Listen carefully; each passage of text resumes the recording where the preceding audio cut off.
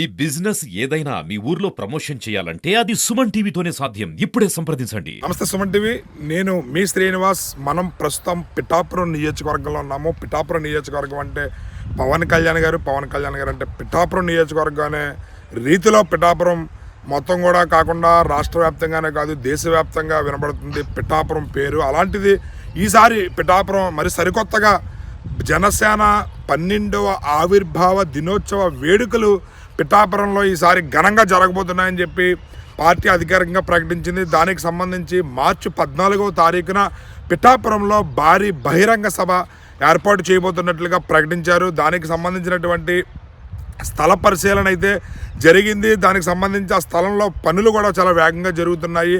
పిఠాపురం నుంచి ఇటు కత్తిపూడి, అదేవిధంగా కాకినాడ నేషనల్ హైవేని ఆనుకుని అందరికీ ఇటు జనసేన నాయకులు రాష్ట్ర వ్యాప్తంగానే కాదు, ఎక్కడెక్కడి నుంచో దేశం నలుమూలల నుంచి కూడా చాలామంది ఇక్కడికి వచ్చే అవకాశాలు ఎక్కువగా ఉన్న నేపథ్యంలో ఇటు అందరికీ కూడా సౌలభ్యంగా ఉండే విధంగా నేషనల్ హైవేని ఆనుకుని ఉన్నటువంటి ఒక వెంచర్లో 30 ఎకరాల విస్తీర్ణంలో జనసేన 12వ ఆవిర్భావ దినోత్సవ వేడుకలను చాలా ఘనంగా నిర్వహించడానికి జనసేన నాయకులైతే ఏర్పాట్లు చాలా శరవేగంగా చేస్తున్నారని చెప్పచ్చు. ఎందుకంటే ఈసారి జనసేన పార్టీ ఆవిర్భవించి 12 సంవత్సరాలు అవుతుంది. ఇది 12వ ఆవిర్భావ సభ. ఎందుకంటే జనసేన పార్టీ 2014లో పెట్టినప్పుడు అప్పుడు ఎన్నికల్లో పోటీ చేయలేదు, కేవలం తెలుగుదేశం పార్టీకి మద్దతు ఇవ్వడం వరకునే పరిమితమైంది. 2019లో మొత్తం పోటీ చేసినా కూడా ఇటు జనసేన పార్టీ అధ్యక్షులు పవన్ కళ్యాణ్ గారు 2 చోట్ల ఓడిపోవడం, అదేవిధంగా జనసేన పోటీ చేసిన అన్ని ప్లేసుల్లోనే ఇది చేసిగా ఎక్కడా కూడా తను గెలవలేకపోయింది. దాన్ని పరిగణలో తీసుకుని కేవలం ఒక రాజోలు నియోజకవర్గం నుంచి మాత్రమే ఒక సీటు గెలవడం జరిగింది. 2024 సార్వత్రిక ఎన్నికలను పురస్కరించుకుని ఇటు తెలుగుదేశం, అటు బీజేపీ, ఇటు జనసేన 3 మహాకూటమిగా ఏర్పడి పోటీ చేసి భారీ విజయాన్ని సొంతం చేసుకుంది.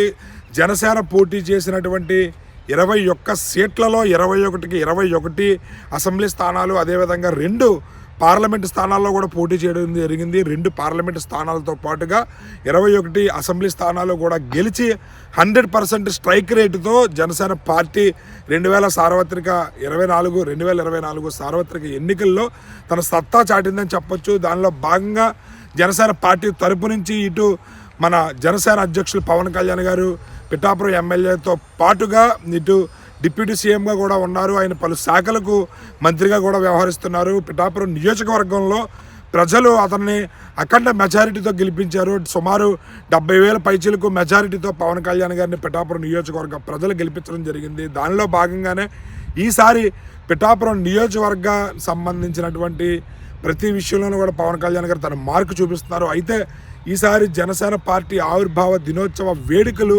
జనసేన పార్టీకి సంబంధించినటువంటి మొత్తం 12, 13, 14 తారీఖుల్లో ప్లేనరీ సమావేశాలు జరుగుతాయి. దానికి సంబంధించి ఈ సమావేశాలు జరిగిన తర్వాత భారీ బహిరంగ సభని పిఠాపురం నియోజకవర్గంలో ఏర్పాటు చేయాలనే ఉద్దేశంతో ఇక్కడ ఒక స్థలాన్ని అయితే చూడడం జరిగింది. మనం గమనించవచ్చు. ఇది మనం జనసేన పార్టీకి సంబంధించి 2025వ సంవత్సరంలో 12వ జనసేన ఆవిర్భావ దినోత్సవ వేడుకలు పిఠాపురం నియోజకవర్గంలో ఈ స్థలంలోనే ఇక్కడ జరగబోతున్నాయని చెప్పొచ్చు. ఇది మనం గమనించవచ్చు. ఇది మొత్తం 30 ఎకరాల విస్తీర్ణంలో ఇక్కడ ఈ భారీ బహిరంగ సభకు సంబంధించి ఏర్పాట్లు అయితే జరుగుతున్నాయి. జనసేన నాయకులు దగ్గరుండి ఏర్పాట్లు గమనిస్తున్నారు. ఇంకా చాలా తక్కువ సమయం ఉండడంతో ఇక్కడ ఏర్పాట్లు చాలా శరవేగంగా జరుగుతున్నాయని చెప్పొచ్చు. జనసేన శ్రేణులు ఈసారి భారీగా చేరుకుంటారని చెప్పి అంచనా వేస్తున్నారు. భారీ ఎత్తున రాష్ట్ర వ్యాప్తంగానే కాకుండా దేశవ్యాప్తంగా కూడా చాలామంది విదేశాల నుంచి కూడా రావడానికి సిద్ధంగా ఉన్నారు.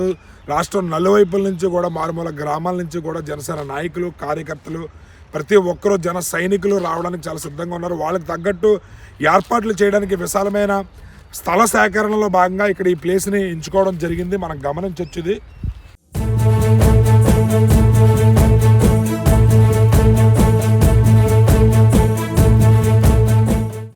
చూసారు కదా, ఇక్కడ మనం గమనిస్తే కనుక చాలా విశాలమైన ప్రాంగణం ఇది. దీనిని జనసేన 12వ ఆవిర్భావ వేడుకలకు సంబంధించి ఎంచుకోవడం జరిగింది.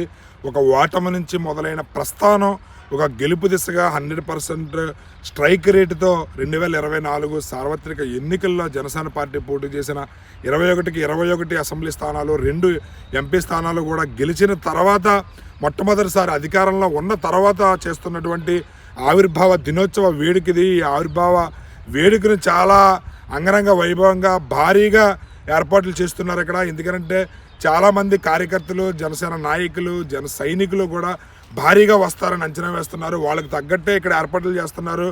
వసతి సౌకర్యం కూడా ఎవరికి ఎటువంటి ఇబ్బందులు కలగకుండా ముందస్తుగానే చర్యలు తీసుకుంటున్నారు. దీనిలో భాగంగా ఇటు కాకినాడ, పిఠాపురానికి సంబంధించి హోటల్స్ ముందస్తుగానే రూములన్నీ కూడా బుకింగ్ చేయడం అయితే జరుగుతుంది. మనకి 12, 13 తారీఖుల్లో జనసేనకు సంబంధించి ప్లేనరీ సమావేశాలు ఇటు అధికారులతో ఇటు నాయకులతోని, అదేవిధంగా పార్టీ ఎమ్మెల్యేలు లేదా మినిస్టర్లతోని మీటింగులు జరిగిన తర్వాత పార్టీ కార్యకర్తలను ఉద్దేశించి జన సైనికులు, అదేవిధంగా రాష్ట్ర వ్యాప్తంగా ఉన్నటువంటి అభిమానులను ఉద్దేశించి పవన్ కళ్యాణ్ గారు 2025 మార్చి 14వ తారీఖున ప్రజలను ఉద్దేశించి భారీ బహిరంగ సభలో మాట్లాడబోతున్నారు. దీనికి సంబంధించి 2024కు సంబంధించినటువంటి జనసేన ఆవిర్భావ వేడుకల్లో పవన్ కళ్యాణ్ గారు చాలా ఘాటుగా స్పందించారు. అక్కడి నుంచి ఎన్నికల శంఖారావాన్ని కూడా పూరించడం జరిగింది. దీనిలో భాగంగా ఈసారి 2025 అధికారంలోకి వచ్చిన తర్వాత ఆయన ఏ విధంగా ప్రణాళికలు రచించబోతున్నారు, పార్టీ బలోపేతానికి ఏ విధమైన చర్యలు చేపట్టబోతున్నారు ఏంటనేది అందరూ కూడా చర్చనీయాంశంగా ఉంది. ఎందుకంటే 2025 ఈసారి జరిగే జనసేన ఆవిర్భావ వేడుకలు చాలా ప్రత్యేకత అని చెప్పాలి. ఈసారి 12వ ఆవిర్భావ వేడుకలకు సంబంధించి ప్రతి ఒక్కరిలోనూ కూడా ఆసక్తి నెలకొందని చెప్పాలి. ఎందుకంటే ఇప్పటి వరకు కూడా జనసేన పార్టీ పెట్టినప్పటి నుంచి 12 ఏళ్ళు పూర్తవుతున్నా కూడా ప్రతిపక్షంలోనే ఉంది తప్ప కంప్లీట్గా అధికారంలోకి వచ్చి ఇటు పార్టీ అధ్యక్షులు ఎమ్మెల్యేగా, ఉప ముఖ్యమంత్రిగా ఉన్నారు. అదేవిధంగా పార్టీ తరపు నుంచి 2 ఎంపీలు, 21 మంది ఎమ్మెల్యేలు 100% స్ట్రైక్ రేటుతో గెలవడం అనేది ఆషామాషి విషయం కాదు. అలాంటి విజయాన్ని ఈసారి ఎలాగా సెలబ్రేట్ చేసుకోబోతున్నారు, ఈసారి పార్టీ బలోపేతానికి ఏ విధమైన ప్రణాళికలు, చర్యలు చేపట్టబోతున్నారు అనేది ప్రతి ఒక్కరిలోనూ ఆసక్తిగా నెలకొంది. పార్టీ పదవులకు సంబంధించి ఇటు గ్రామ స్థాయి నుంచి కూడా రాష్ట్ర స్థాయి వరకు కూడా ఏ విధమైన పార్టీని బలోపేతం చేయబోతున్నారు ఏంటనేది ప్రతి ఒక్కరిలోనూ ఆసక్తి నెలకొందని చెప్పవచ్చు. ఈసారి వేడుకలు అయితే పిఠాపురంలో చాలా ఘనంగా నిర్వహించబోతున్నట్లుగా మనకు తెలుస్తుంది. ఈ స్థల పరిశీలనకైతే మనకి జనసేన నాయకులు ప్రతి ఒక్కరు కూడా దగ్గరుండి పనులు చేపట్టడం అనేది గమనించవచ్చు. ఇక్కడ మీరు చూసారు కదా, ఈ స్థలానికి సంబంధించి రాబోయే మార్చి 14న జరగబోయే జనసేన ఆవిర్భావ వేడుకలకు సంబంధించి భారీ బహిరంగ సభ అనేది విజయవంతం చేయడానికి పార్టీ శ్రేణులు సాయశక్తులు కృషి చేస్తున్నారని చెప్పవచ్చు. అయితే పోయే సభకు సంబంధించి ప్రతి ఒక్కరు కూడా చాలా ఆసక్తిగా ఎదురు చూస్తున్నారని చెప్పవచ్చు.